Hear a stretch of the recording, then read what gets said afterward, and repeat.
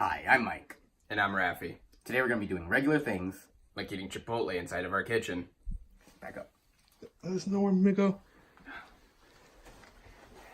In Blazers!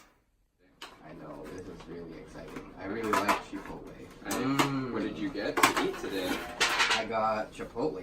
What'd you get? I also got Chipotle. Wow, amazing. I think I saw you there. I'm not sure though. I think I saw you too. You really blend in with the crowd. Yeah, you do too. I think it's that blazer. Speaking of blazers, you have a nice blazer on right now.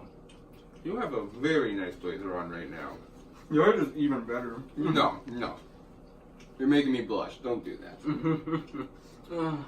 That's some good Chipotle. It is some very good Chipotle. I don't understand why people think it's rude to talk with your mouth full.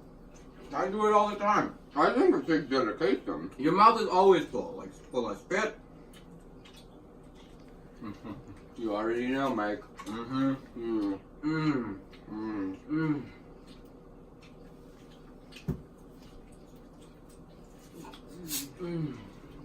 Oh, you need a napkin? Pinkies up. Thank you.